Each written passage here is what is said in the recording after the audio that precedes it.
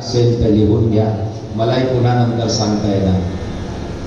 पहिलं दान, नीट लक्ष द्या. पहिलं दान मधुर वचन दान. हनुमान प्रसाद पोद्दार यांनी गीता प्रेस गोरखपूरमध्ये जे कल्याण नावाचं मासिक काढलं, याच्यात दानांक नावाचा एक अंक स्पेशल निघालाय, वार्षिक अंक. त्याच्यात हनुमान प्रसाद पोद्दारांच्या प्रवचनामध्ये ही 15 दानं दिलेली आहेत. याच्यातलं पहिलं दान आहे मधुर वचन दान. लोकांशी चांगलं बोलायला काय पैसा लागतो, याला काही खर्चावं लागत नाही. शोधले एक भजन आहे, आठवलं तर बोल, सापडलं तर बोल.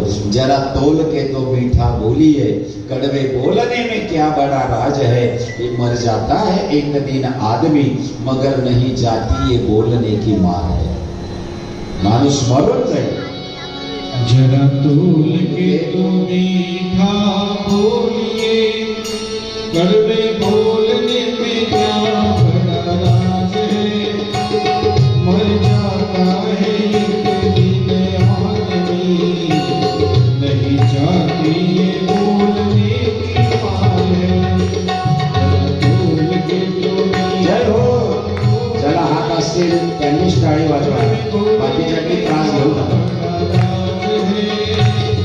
मर जाता है एक दिन आदमी, नहीं जाती ये बोलने की मार है.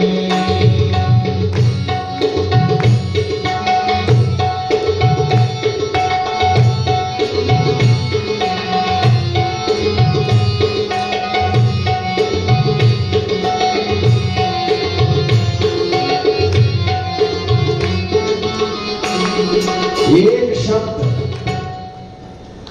मंथरा आणि कैकई रामायणामध्ये हे जे पात्र आहे, एक शब्द फक्त. कैकई ऐक ना ग तू माझं. भरताला आजोळीला पाठवल्यानंतर एवढ्या तातडीने निर्णय घेतला आणि रामाला गादीवर बसवायचा दशरथाने निर्णय घ्यावा. वशिष्ठांनी त्याला साथ द्यावी. तुझ्या मुलांना घरी आणायच्या आधी आपल्या घरात मंगल कार्य होत आहे, तुला याच्यातलं राजकारण कळालं का? फक्त तुझ्या लेकरांना बाजूला ठेवून रामाला राजगादीवर बसवायचं राजकारण कौशल्याच्या मनामध्ये. आणि मला तू रत्नांचा हार देते, राहू दे हार तुझ्याजवळ. ज्या दिवशी राम गादीवर बसून जाईल त्या दिवशी कौशल्या महाराणी होऊन जाईल आणि सीता तुला विचारून सुद्धा पाहणार नाही. आमचे दिलेले हार तुला घालावे लागतील ग, तुला कोणी काही उपयोग होऊ देणार नाही. कैकई अजून तुझ्या डोक्यात येत नाही. भरताची आई बनली आहे तरी लाज वाटत नाही तुला की लेकराला तू आजोळीला पाठवून रामाला गादीवर बसवते? कळाला नाही तुला? कैकई म्हणाली माझा राम तसा नाही. स्वप्नात सुद्धा मला महाल दिसला होता तसा महाल मी माझ्या रामाला भेट केला. कौशल्याच्या मांडीवर जेवढा वेळ खेळला नाही, राम तेवढ्या वेळ माझ्या मांडीवर खेळलाय. मग म्हणाली मंथरा, कैकई लहान तोंडी मोठा घास घेते, पण लक्षात ठेव तू अजून अज्ञान आहे.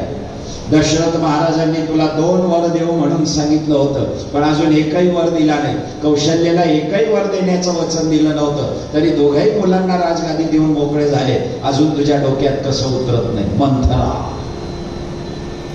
मी रामायण आता कुठे रामायण केला आपण? भालेर, भालेरला राम का मंथरेचा संवाद 1.5 तास सांगितला. काय भरवते आहे मंथरा. हे कान बनवणारे फार खतरनाक असतात.